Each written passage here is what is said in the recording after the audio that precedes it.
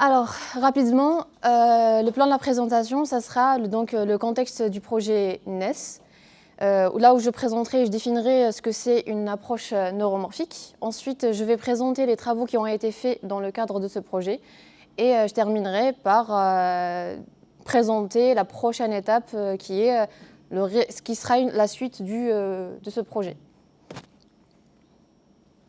Alors concrètement, c'est quoi une approche neuromorphique? C'est une approche informatique qui cherche à s'inspirer du fonctionnement du cerveau humain afin d'atteindre son efficacité.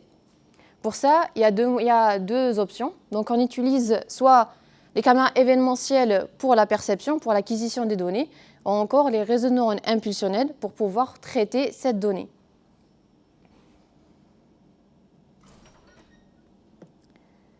Nous avons utilisé cette approche neuromorphique afin de résoudre la tâche qui est de la segmentation sémantique.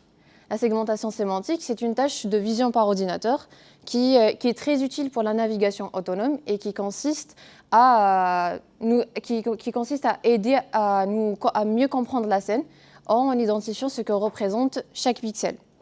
Et d'ailleurs, vous voyez là, ici nous avons deux images, et ici c'est la prédiction qui a été donnée par un réseau de neurones et qui détermine ce que représente chaque pixel. Vous voyez ce qui est en bleu, c'est les voitures, en vert ce sont les arbres, merci. En rouge, donc nous avons les piétons, en jaune les panneaux de signalisation, ainsi de suite. Donc, les travaux existants étaient basés sur une solution de deep learning. Une solution de deep learning, elle se base, quant à elle, sur les réseaux de neurones artificiels. Ils connaissent des performances très intéressantes, très significatives. Le seul souci, c'est qu'aujourd'hui, le deep learning, qui initialement s'inspirait du fonctionnement des réseaux de neurones humains, ils ont fini par s'en éloigner. Conséquence, le deep learning, aujourd'hui, fait face à deux problèmes majeurs. Le premier, c'est la consommation énergétique très importante. Par exemple, c'est le cas de ChatGPT, qui, d'après Forbes, consomme une énergie journalière qui est équivalente à celle de 180 000 foyers américains par jour. Deuxième exemple, c'est celui du RASNet, qui est un réseau de neurones classique, dont l'entraînement nécessite une consommation énergétique d'un appartement de 2 personnes sur une période de 40 jours. Et donc, cette consommation, sa forte demande en énergie, restreint les applications de l'IA sur l'embarqué, telles que l'IoT, la robotique, les drones, les voitures autonomes et plein d'autres encore. Conséquence, la plupart des applications d'IA se font sur les data centers. Sauf que ceci représente un problème. Pourquoi? Parce que selon l'ADEME, qui est une agence de transition écologique française, les data centers seraient responsables de 4% des émissions de gaz à effet de serre. Juste pour vous donner une idée de la gravité de la chose, les transports aériens à eux seuls représentent 2,5% des émissions de gaz à effet de serre. D'autant plus que ce chiffre, qui a été donné en 2020, risque de doubler en 2025 à cause de l'évolution continue de l'intelligence artificielle. Deuxième problème auquel fait face le deep learning, c'est la limitation de la loi de Moore. Petit rappel rapide. La loi de Moore, c'est une loi empirique qui est apparue dans les années en 1965 et qui avait prédit que le nombre de transistors allait doubler chaque 18 mois. Pendant des décennies, cette loi a été vérifiée effectivement, mais dernièrement, elle fait face à une forte limitation due à la taille des transistors qui se rapproche de plus en plus à celle des atomes. Donc tombant dans le monde du quantique qui est beaucoup plus difficile à gérer. Et aussi, à cause de la forte chaleur dégagée par le nombre important des transistors, ce qui rend le refroidissement des machines, pas impossible, mais très difficile. Et ça, ces deux problèmes, donc cette limitation de la loi de Moore, fait que le développement des processeurs connaît un ralentissement important. Donc, pour pouvoir remédier à ça, nous nous sommes tournés vers le neuromorphique. Alors, pour le neuromorphique, comme je l'avais dit tout à l'heure, on avait utilisé les réseaux de neurones impulsionnels pour le traitement de données et les caméras événementielles pour l'acquisition de ces données. Concrètement, c'est quoi un réseau de neurones impulsionnel? Alors, c'est simple. Son fonctionnement, il cherche à s'inspirer du fonctionnement des réseaux de neurones du cerveau. Ils sont très différents d'un réseau de neurones classique. Pourquoi? Parce qu'ils intègrent, en plus de l'information spatiale, ils intègrent l'information temporelle. Ils utilisent comme opération uniquement des accumulations, pas de multiplication. Tel est le cas, par exemple, c'est le cas des réseaux de neurones classiques.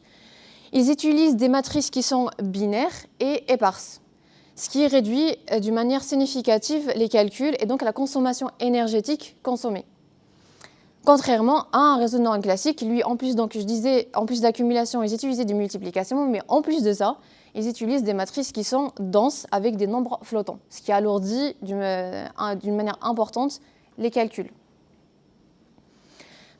Donc, grâce au fonctionnement des réseaux non impulsionnels, ces réseaux ils profitent d'une faible consommation énergétique, mais malheureusement, à cause de leur principe de fonctionnement aussi, ils sont beaucoup plus difficiles à entraîner comparé à un réseau de neurones classique. Et d'ailleurs, ceci représente l'un des challenges que nous avons eu à résoudre dans le cadre de ma thèse. À côté, donc, nous avons les caméras événementielles. Alors, les caméras événementielles sont assez fascinantes. Pourquoi? Parce qu'elles s'inspirent du fonctionnement de la rétine biologique. Comment c'est possible? En fait, c'est simple. Elle va détecter uniquement les changements qui se déroulent au niveau de la scène. C'est-à-dire qu'elle va éviter la redondance d'informations. Et pour ça, donc, ce qu'elle va faire, elle va déclencher des événements uniquement quand il y a un changement d'intensité du pixel. Ce changement peut être lié à deux cas possibles, soit un changement de la luminosité, donc au niveau de la scène, soit un mouvement d'un objet ou d'un individu, pareil sur la scène. Donc, grâce à ça, il y a le problème de redondance d'informations qui a été résolu, mais en plus, ces caméras événementielles profitent de pas mal d'avantages, dont la résolution temporelle qui est très élevée, qui est de l'ordre de microsecondes, à la place de secondes pour les caméras classiques, une faible consommation énergétique qui est de l'ordre du milliwatt à la place du watt, une faible latence et aussi une plage dynamique très élevée, parce qu'elle permet de résoudre le problème de l'éblouissement auquel sont exposées les caméras classiques quand elles sortent du tunnel. Donc, dans le cadre de ma thèse, première approche que nous avons développée, c'était simplement un réseau de neurones impulsionnels qui prenait en entrée des événements.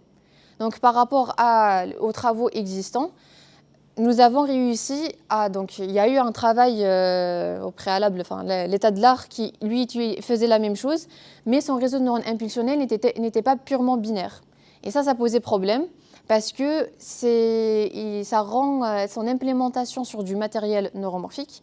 Alors, matériel neuromorphique, petite parenthèse, c'est un matériel embarqué qui a été conçu pour implémenter les réseaux de neurones impulsionnels pour pouvoir profiter de la faible consommation énergétique de ces réseaux. Donc, ce que nous avons fait, c'est un réseau impulsionnel qui prend en entrée des événements, mais qui, lui, purement binaire, ce qui rend son implémentation possible. Rapidement, le résultat que nous avons obtenu est le principal. En tout cas, il est représenté dans ce graphe. Ici, nous avons l'état de l'art. Et ça, c'est l'état de l'art, mais avec la notion de bioplausibilité, c'est-à-dire le réseau de neurones qui est purement binaire. Et ça, c'est notre réseau à nous, qui, lui, il est purement binaire, qui a beaucoup moins de paramètres. Donc là, vous voyez, l'état de l'art, il a 13 millions de paramètres, le nôtre, il en a 8. Et ça, si vous voyez, les résultats, ce sont les résultats en performance.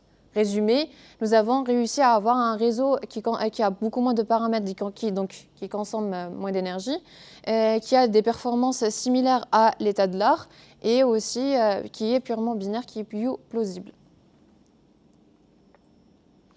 La deuxième approche, que nous avons développée dans le cadre de ce projet, est beaucoup plus intéressante, je l'avoue. Alors, elle est basée sur l'observation suivante. Donc, nous avons deux images, donc celle-ci et celle-là, qui ont été prises à un intervalle de temps de 50 millisecondes. Donc, on voit bien que le changement qu'il y a entre ces deux images n'est pas très important. En plus, il varie selon les régions. Vous voyez ici, il y a très peu de changements, donc sur la droite. Au milieu, il n'y a pratiquement pas de changement parce qu'il s'agit de perspective. Et enfin, la gauche, où il y a beaucoup plus de changements. Il y a un changement beaucoup plus important qu'on pourrait voir à travers la distance qu'il y a entre donc ce véhicule et le bord de l'image. Et ça, ce changement, on arrive concrètement à le visualiser à travers le nombre d'événements qui ont été générés entre ces deux images. Vous voyez ici, le nombre d'événements correspond parfaitement au nombre généré. Il y a un changement important, donc il y a un nombre important d'événements. Il y a un changement beaucoup moins important, il y a très peu d'événements. Et pareil ici, il y a un changement qui est au milieu des deux et un nombre d'événements qui est pareil, qui correspond. Donc concrètement, nous nous sommes basés sur cette observation pour réduire le traitement effectué pour faire de la segmentation sémantique sur une suite d'images. Pour ça, nous avons d'abord divisé l'image en 3 régions. 3 régions, pourquoi? Parce que là, il s'agit d'un contexte automobile. Donc, on aura beaucoup plus tendance à avoir des changements sur le côté droit et gauche, beaucoup moins au milieu parce qu'il s'agit de perspectives. Ensuite, on va comparer le nombre d'événements de chaque région à un seuil. Et en fonction de ça, donc s'il y a un dépassement, donc si le nombre d'événements générés il dépasse un certain seuil, on détermine qu'il y a eu beaucoup de changements. Conséquence, on va envoyer cette image correspondante vers le réseau impulsionnel pour faire de la segmentation sémantique. Mais par contre, si le nombre d'événements il est inférieur au seuil, donc il y a eu très peu de changements, ce qu'on va faire, on va juste réutiliser les résultats de l'image d'avant. Et là, grâce à cette approche, nous avons réussi à multiplier la latence d'un facteur de 5, tout en perdant uniquement 1,95% des performances, ce qui est très peu significatif. D'autant plus que grâce à ça, nous avons réussi à réduire le nombre d'opérations effectuées pour la segmentation de la suite des images par un facteur de 1,81. En fait, ça varie selon le seuil que nous avons utilisé pour comparer le nombre d'événements. Et là, nous avons réussi à réduire le nombre d'opérations de 2,75. Et ce qui nous permet donc de réduire par la même occasion la consommation énergétique. Donc concrètement, pour résumer, grâce à notre approche, nous avons réussi à accélérer à diminuer la latence, à réduire la consommation énergétique tout en étant performant. Ceci donc, est une liste des travaux qui ont été faits dans le cadre de ce projet. Il n'y a pas que moi. Donc là, les 2 approches que j'ai présentées, l'une a été publiée dans une conférence IGCNN que j'ai présentée au Japon. La deuxième approche a été publiée dans une conférence qui aura lieu en décembre en Nouvelle-Zélande, dans la conférence ICONIP. Et sinon, il y en a d'autres aussi, la liste est longue, mais c'était aussi en collaboration avec l'ancienne doctorante de Jean-Amélie Guriel. Alors, pour terminer, j'aimerais bien présenter donc, le projet qui sera donc, la suite du projet NES, qui est le projet NAMED. Le projet NAMED est un projet qui est en collaboration avec un institut neurosciences à Lille et aussi un laboratoire à Zurich. Alors l'idée, c'est toujours dans l'optique de réduire davantage la consommation énergétique, mais en se basant sur l'attention visuelle. Mais vous allez vous demander qu'est-ce qu'est l'attention visuelle. Pour ça, j'ai une question à vous poser. Alors, sur cette image, en visualisant cette image, pouvez-vous me dire si c'est les gens qui sont représentés dans cette image, donc ils sont riches ou pas? Juste en levant la main. Donc si ils sont riches, si vous pensez qu'ils sont riches, je vous invite à lever la main. Ok, merci. Alors, pour être honnête, le résultat m'emporte peu. Mais par contre, ce qui m'intéresse, c'est la démarche que vous avez suivie pour pouvoir porter votre jugement. Donc, cette expérience, elle a été effectuée en 1967 par Yarbus. Alors l'idée, donc ça, vous avez l'image originale. Là, c'est l'image que je vous ai présentée, donc c'est l'attention que vous portez visuellement à l'image sans poser de questions. Donc là, vous allez voir à peu près toutes les régions. Mais dès que je vous ai posé la question, j'espère en tout cas, enfin d'après lui, c'est pas mes conclusions, votre attention, elle s'est portée sur des régions plus particulières. Donc concrètement, dans ce projet NAMED, nous avons l'intention donc d'utiliser l'attention visuelle pour réduire la consommation énergétique, mais ça sera en fonction des tâches que nous souhaitons traiter. Les 3 étapes globales donc, de ce projet, ça serait donc définir ce que c'est l'attention visuelle. Alors, ce que je viens de vous présenter, c'est abstrait. Et donc, la plus grande étape, ça serait la plus importante, c'est de la définir. Je vous assure, ce n'est pas aussi simple que vous pouvez le penser. Ensuite, modéliser cette définition avec des modèles en utilisant des réseaux de neurones impulsionnels. Et enfin, implémenter ces modèles sur du matériel embarqué neuromorphique. Et enfin, idéalement terminer par un démonstrateur, que ce soit sur des robots, des drones ou encore des voitures, des lunettes intelligentes. Je vous remercie pour votre attention. Donc la question, c'est, lorsqu'on regarde une scène, vous avez dit, ce qui est important pour la caméra événementielle, c'est ce qui change, mais souvent on considère des objets en mouvement, et donc il y a une corrélation spatio-temporelle entre l'espace et le temps dans la structure de ce mouvement. Comment est-ce que les caméras événementielles prennent en compte ces corrélations ? En fait, la caméra événementielle, elle ne prend pas en compte du tout cette corrélation. C'est justement le traitement avec les réseaux de neurones impulsionnels que nous sommes capables de traiter cette information. Donc vous confirmez qu'elle ne prend pas en compte ces corrélations. Non. C'est ce que je pensais, mais je voulais en avoir la certitude. Merci bien. Je vous en prie.